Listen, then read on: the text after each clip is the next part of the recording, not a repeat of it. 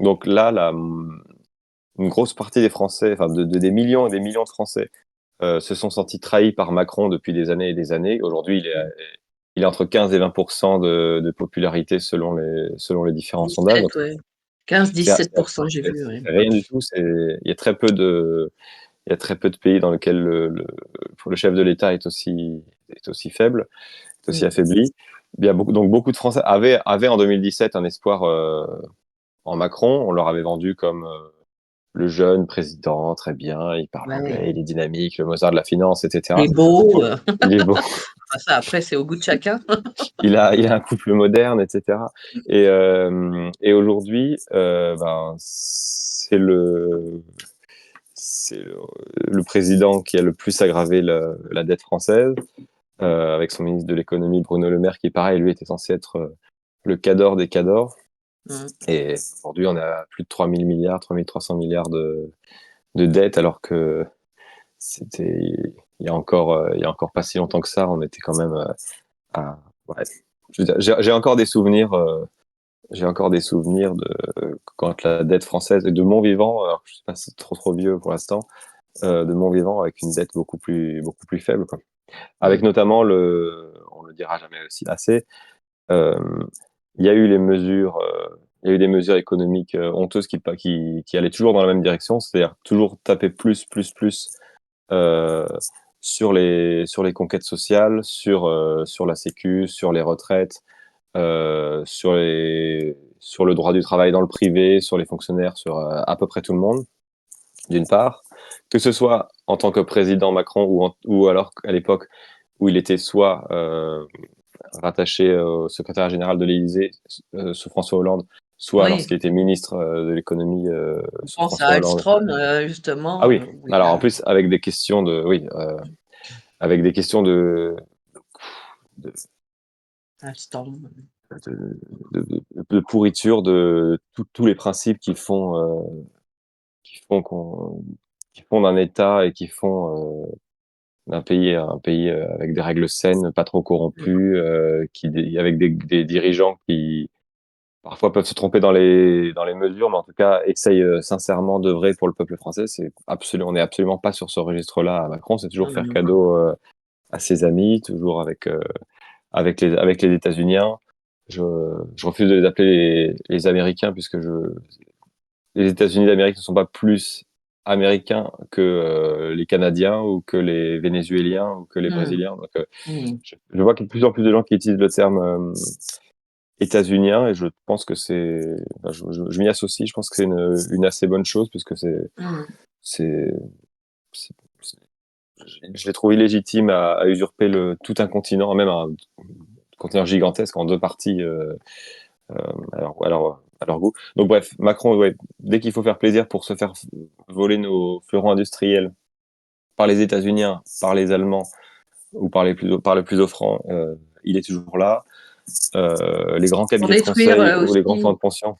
Dis-moi, Ouais, et oui, puis, pardon. Vas-y, je t'écoute. pardon, non. Pour détruire aussi tous nos acquis, tout ce qu'ont Bien acquis sûr, nos grands-parents, etc. Tous les acquis absolument. sociaux, quoi. Tous les...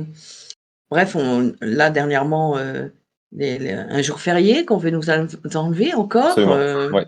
Et puis, on nous en rajoute aussi, hein, on nous en rajoute, faire payer des taxes pour les animaux, etc. Enfin bref, tout va dans le sens où tout est bon pour tout détruire, tout piller, et ne rien, il n'y a rien qui nous restera, quoi, en fait. Hein.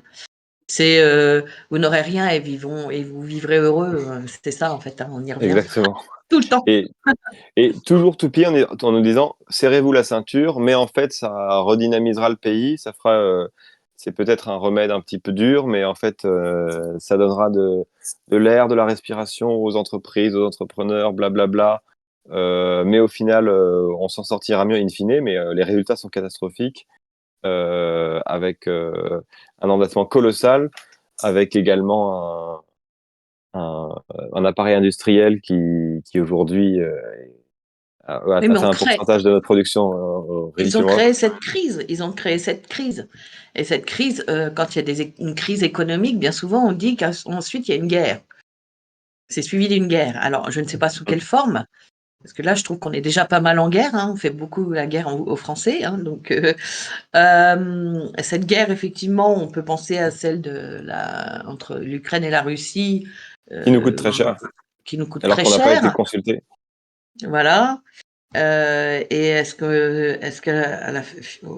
in fine, ils veulent pas justement arriver à une guerre pour échapper justement à cette crise et rebondir. Il y aura moins de monde, ça sera très bien. Et puis voilà quoi. Bon, on peut tout imaginer. Je ne sais pas ce qui est juste ou pas parce que bon voilà, je suis pas experte, hein, mais on se pose des questions quand même. Hein. En tout cas, guerre sociale totale.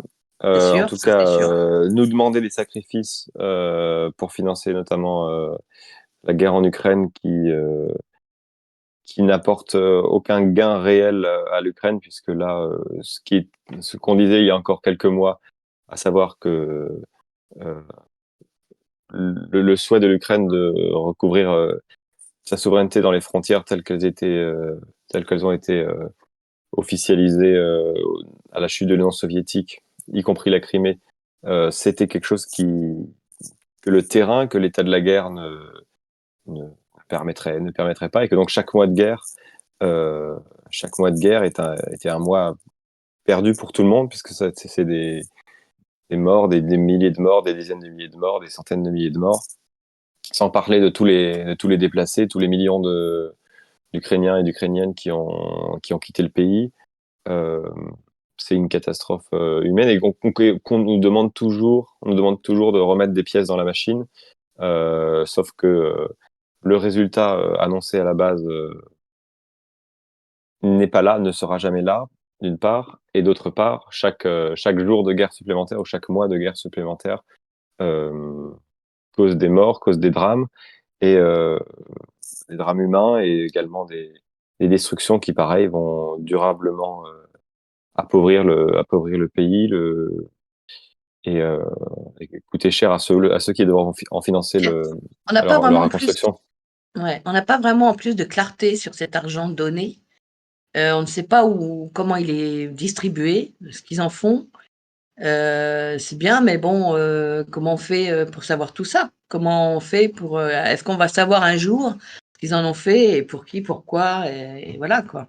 Ça semble un peu injuste vis-à-vis des Français justement, à qui on demande des comptes sans arrêt et à qui il faut toujours réclamer. On est tout le temps en train de nous réclamer de l'argent, tout le temps en train de payer, faire des efforts, comme tu dis, etc. Et puis au final, de l'autre côté, hein, on ne sait pas d'où va où va l'argent, quoi, en fait. Et surtout, la question centrale, enfin, l'une des questions centrales là-dedans, c'est la question de la légitimité démocratique. On n'a jamais voté sur ça. Euh, D'où l'intérêt d'ailleurs des référendums d'initiative citoyenne et de tout ce qui peut contribuer à augmenter le poids du peuple français dans les décisions qui sont prises en son nom et avec de l'argent qui est pris dans ses poches. Donc prendre de l'argent dans ses poches pour construire des hôpitaux, embaucher des profs, embaucher dans la justice, améliorer les services publics, avoir une sécurité sociale de qualité, ça c'est légitime de prendre dans les poches des Français. En revanche, quand il faut aller financer des guerres alors qu'on ne nous a pas demandé notre accord, là il y a ce gros problème de la légitimité Mmh, démocratique qui rend la chose d'autant plus insupportable, mmh. avec en plus cette guerre qui aurait pu être arrêtée euh, beaucoup plus tôt après s'être déclenchée si les Britanniques et les États-Unis n'avaient pas poussé Zelensky à ne pas vouloir négocier. Et tout ça se fait au détriment de ce pays. C'est absolument dramatique. J'ai eu la chance d'aller plusieurs fois en Ukraine avant la guerre. Euh, c'est un, C'était un pays qui était l'un des plus pauvres d'Europe, corrompu aussi, et pour autant magnifique, avec des habitants qui sont absolument géniaux, euh, même en ayant un niveau de vie faible, en termes de capacité du pays à créer notamment des ingénieurs, des artistes, des informaticiens. Euh, il y avait des accomplissements remarquables. Et Tu es là, allé en Russie aussi, il me semble, non? absolument, oui, tout à fait. Ouais. Et J'ai- tu as pu voir un petit peu les deux faces de chaque pays, quoi, en fait, la Russie, l'Ukraine. bah, après, la Russie, j'ai eu l'occasion d'étudier là-bas pendant un an. J'ai eu l'occasion d'y retourner depuis. Je n'y suis pas retourné depuis la guerre. Bah, l'Ukraine non plus. Mais oui, j'ai vu les deux parties et j'ai vu notamment la,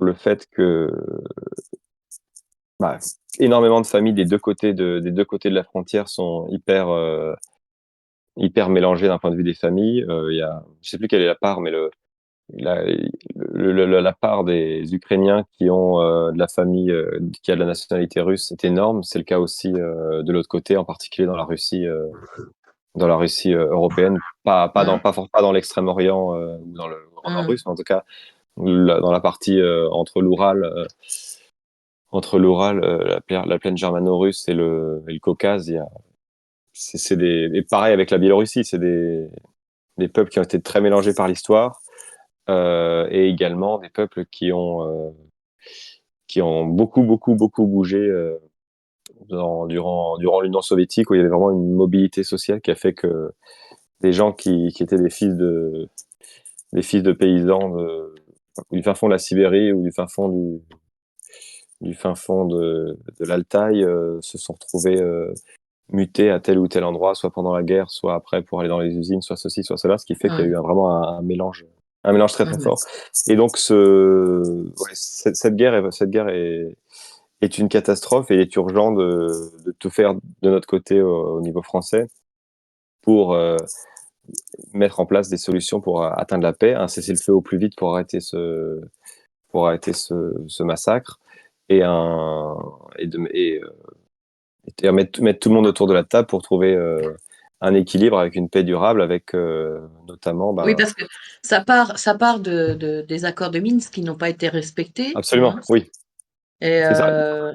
et donc là, ça n'a pas été respecté par qui exactement? L'Ukraine ou alors c'est les États-Unis qui ont fait en sorte que ça ne soit pas respecté? Enfin, Avec la on- France et l'Allemagne qui étaient censés être garants de cet accord, et avec ouais. François Hollande qui d'ailleurs dans une conversation, je crois que c'était une conversation un peu volée, je crois, a Mm, reconnu, euh, a reconnu qu'il ne comptait de toute manière pas respecter ces accords de Minsk mhm, euh, et qu'il faisait ça pour gagner du temps avec les États-Unis qui toujours vont avancer leurs pions pas à pas pour augmenter leur emprise et notamment non seulement économique, financière, mais également militaire sur le pays, ce qui allait complètement à l'encontre de ce qui avait été dit à la fin de la guerre froide dans les années 90, quand les États-Unis avaient promis aux Russes, à Yeltsin, je pense à l'époque, ça devait être Clinton qui avait dû dire ça à Yeltsin,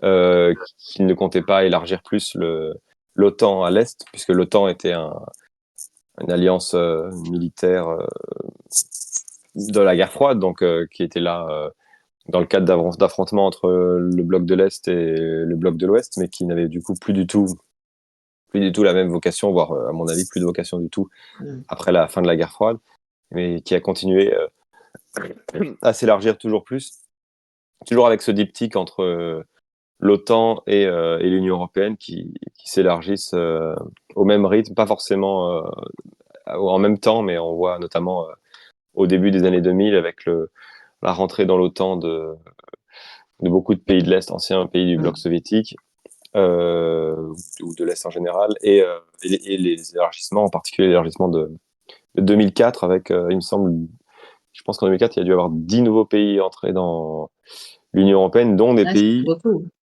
ouais, pardon? Ça fait beaucoup. Ça fait beaucoup, et dont des pays qui sont bah, comme les pays baltes, par exemple, Mm, qui étaient directement des pays membres de l'Union soviétique 15 ans, ouais, 15 ans plus tôt. mhm. D'accord. Donc c'est vite, on n'a Alors pas toutes les vivement clés, on n'a pas toutes les les, clés là-dessus, mais vivement ouais, le cessez-le-feu, un vivement le traité de paix, cessez-le-feu, vivement peut-être aussi les élections aux États-Unis absolument, ouais.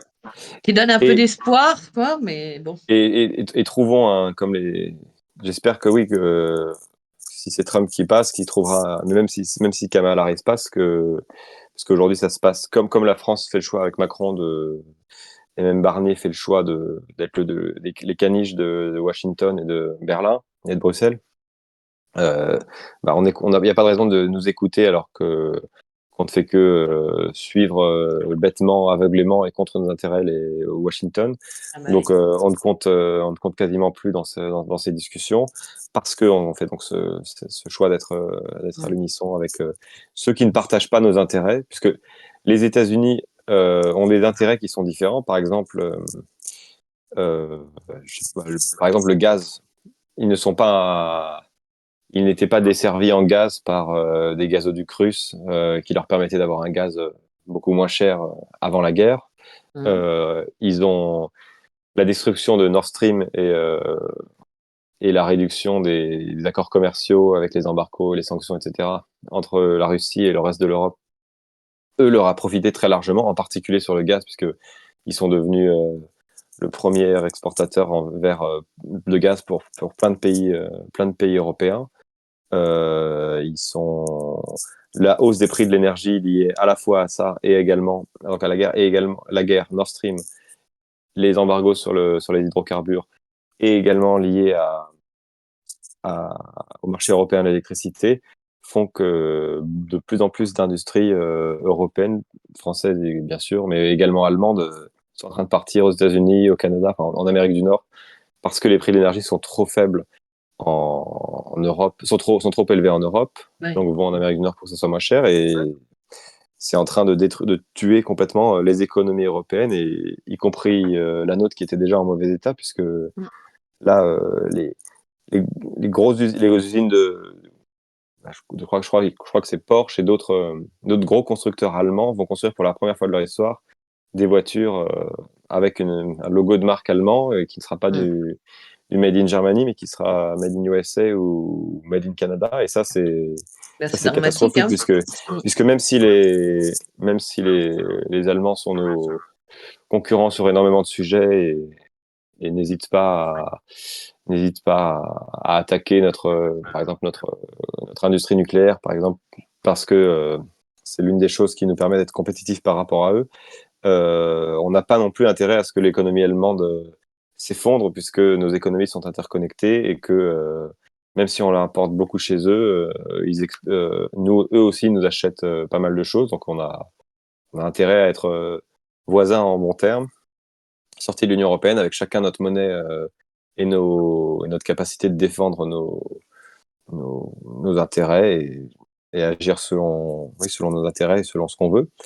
Et là, donc bref, les États-Unis ont beaucoup plus intérêt à cette guerre et en même temps, c'est quelque chose qui est assez risqué pour eux aussi, puisque Mmh. ça consolide les BRICS, Mmh. ça accélère la dédollarisation et la défiance vis-à-vis de leur hégémon et de l'hégémon occidental en général. Ouais. Et donc, j'espère qu'ils trouveront un bon deal entre Russes et États-Uniens. J'espère que la France va arrêter de parler comme les États-Unis et se mettre à la table pour pouvoir permettre ce que les deux parties, à mon avis, ont le plus besoin, c'est-à-dire des garanties de sécurité de chaque côté, peut-être avec une démilitarisation de l'Ukraine, Mmh. pour que les du côté de l'Europe de l'Est, des Allemands et des Américains, des États-Unis, il n'est pas l'impression que les Russes vont toujours aller plus loin. Et pour les Russes, ne pas avoir des missiles à leurs frontières prêts à être tirés sur eux. Même si les torts ne sont pas partagés à égalité entre toutes les parties et que c'est quelque chose d'extrêmement complexe, il faut pour pouvoir avoir une paix à la fin, avoir quelque chose qui satisfasse tout le monde sur ses intérêts et sur ses intérêts primordiaux, parce que sinon, si on attend d'avoir un accord parfait euh, qui plaît à 100% à tout le monde, ça n'arrivera pas et la situation continuera à pourrir et surtout à tuer et à détruire. D'accord. On va avancer, sur un autre Mhm. sujet, parce qu'on n'a pas, 2 heures devant nous, mais bon, surtout qu'il y a le direct de Florian, Oui, le qui direct de suit. Florent tout à l'heure, absolument, oui. On voudrait pas quand même, hein, le dépasser. Donc, il y a une autre question. On entend des partis, d'autres partis, hein, qui, qui disent que la sortie de l'Europe et le changement de monnaie est impossible. Alors moi, je vois ça plus comme ça, comme un mythe en fait, hein, des mondialistes et des pro-UE. Ils aiment propager ce genre d'idées. Euh, tu penses, qu'est-ce que tu penses de ça en fait, hein? Est-ce que tu crois que c'est impossible ou pas? J'imagine que non, sinon tu serais pas là. Mais quand ils disent comme ça, c'est impossible, c'est complètement fou, quoi, parce que on le sait aujourd'hui, il y a rien d'impossible. On est, je veux dire, déjà On a on ne réussi voulait à pas enfermer des gens chez eux pendant des mois, donc tout est possible, le meilleur exactement. comme le Donc tout pire. est possible, hein, oui, tout est possible. Donc comment tu vois les choses par rapport à En fait, ça? j'ai j'avais j'ai eu l'occasion de travailler assez en détail sur ce sujet en 2014 pour rédiger un mémoire sur la sortie de l'euro justement, et j'avais eu l'occasion de lire beaucoup de travaux universitaires et travaux en général. C'est là que j'avais découvert d'ailleurs les travaux de Philippe Murer, de Jacques Sapir. Euh, Début des années 2010, il y avait eu notamment les scénarios de dissolution de l'euro écrits par les deux, qui étaient un très bon ouvrage. Très facile à lire, y compris, enfin, assez facile à lire même pour les personnes qui n'ont pas de formation en économie. Mais pour aller vite sur ce sujet-là, la sortie de l'euro, la plupart des gens qui critiquent ça, en fait, il y a deux types de personnes. Soit c'est des personnes qui n'ont pas travaillé, qui ne connaissent pas les sujets en détail, Mmh. et qui, souvent soit par flemme, soit par démagogie, se disent, tiens, je vais pas aller sur ça. Il y a les gens, selon les sondages, sont contre, donc je veux pas aller sur ça, et se pose même pas une seconde la question de est-ce que c'est souhaitable, est-ce que c'est efficace, est-ce que c'est nécessaire, oui, non, quels sont les avantages ou pas. Et surtout la question que les gens ne posent pas assez à mon avis, c'est est-ce qu'il est possible de rester encore aujourd'hui dans l'euro? Qu'est-ce que ça nous coûte? Qu'est-ce que ça nous coûte aujourd'hui? Il y avait une étude allemande qui était sortie il y a 2-3 ans, qui disait que pour les Français, à l'occasion des 20 ans de l'euro, pour les Français, ça leur avait coûté quelque chose comme 40 ou 50 000 euros par Français en tout Mmh. sur la période. Donc un appauvrissement total. C'est le cas pour l'Italie, c'est le cas pour la France. Nos appareils industriels ne s'en sont pas remis, alors que à plein de périodes de la deuxième moitié du XXe siècle, nos économies étaient infiniment plus dynamiques que la République fédérale d'Allemagne, euh, tout en ayant notre propre monnaie. Ça ne nous a pas empêché de faire Ariane, de faire le Concorde, de faire plein de Bah, bien choses. sûr. Mmh. Et donc, ce... on est en économie ouverte avec les autres pays de l'Union européenne. Donc, les deux s'articulent, mais même pour des personnes qui aimeraient bien l'Union européenne, sortir de l'euro est une évidence, puisque à partir du moment où il y a un libre marché avec libre circulation des capitaux, des marchandises, des personnes, euh, le fait d'avoir une même monnaie pour des populations différentes, ça ne peut pas fonctionner. Les Allemands ont une population beaucoup plus âgée, euh, beaucoup plus, qui dépend beaucoup plus de l'argent que l'Allemagne a réussi à accumuler, quitte à le faire d'ailleurs en n'investissant pas assez dans les infrastructures, et ça va leur péter à la figure, mais ça c'est autre chose.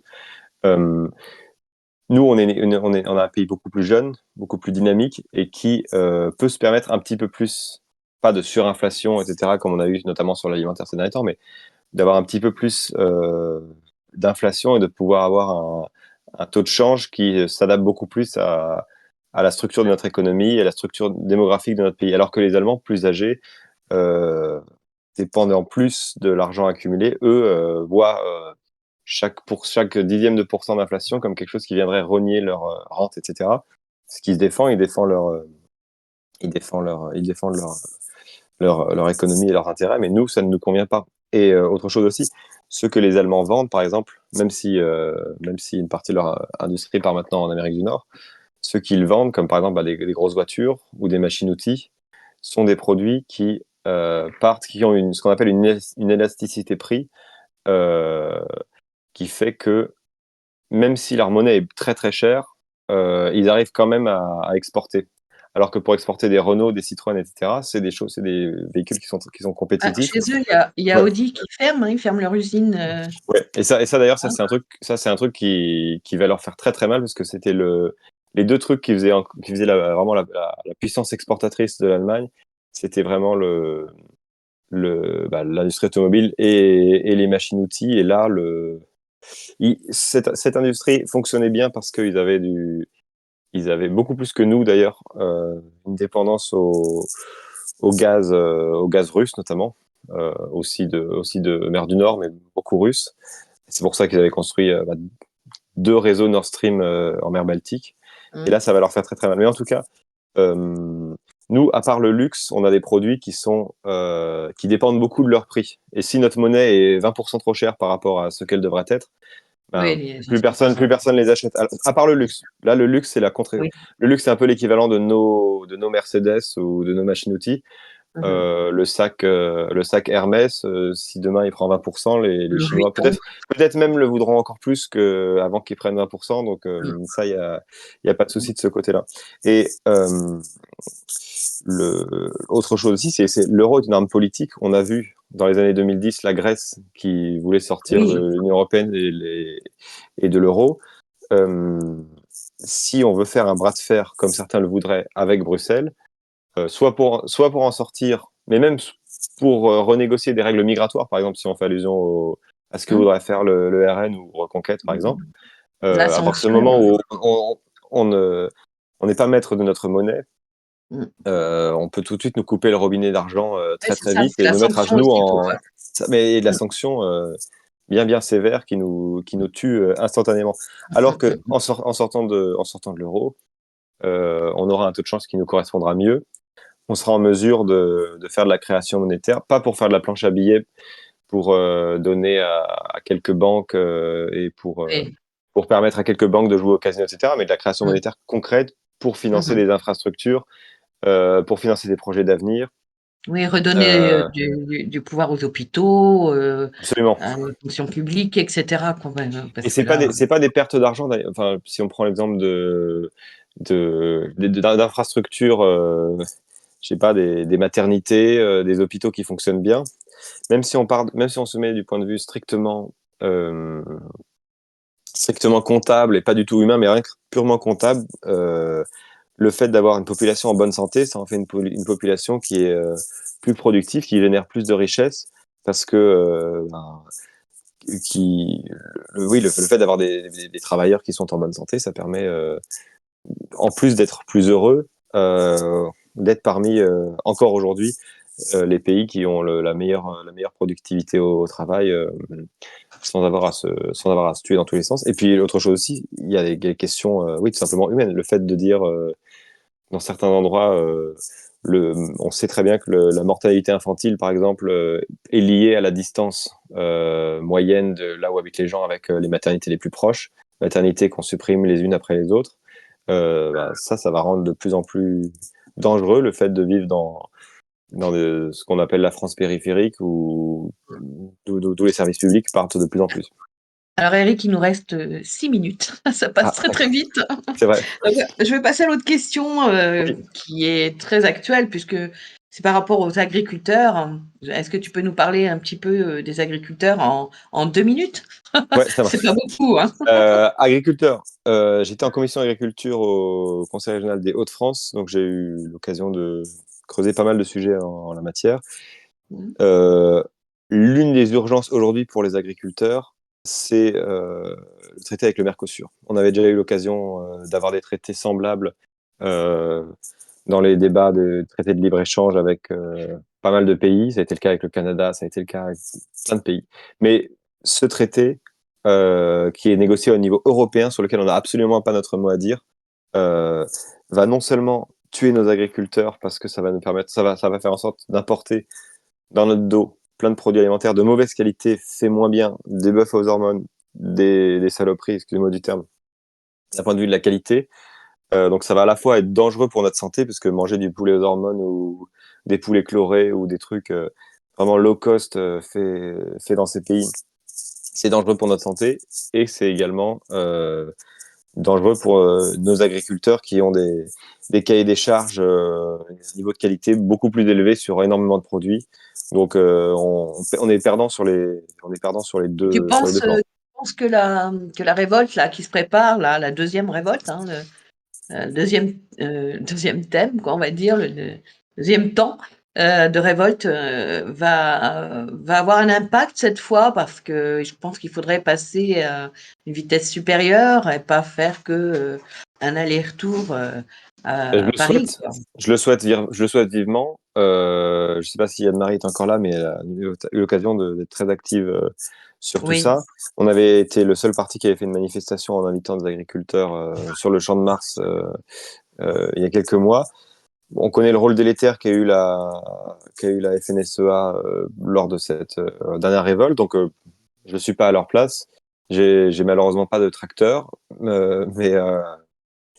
mais on peut que les encourager. On verra ce que ça donne. Là actuellement, Macron fait semblant de rien vouloir lever le d'entendre. petit doigt, mais en fait, bon, on sait très bien comment ça va se passer. Enfin, Oui, je vois, il faut oui, mettre une pression maximale.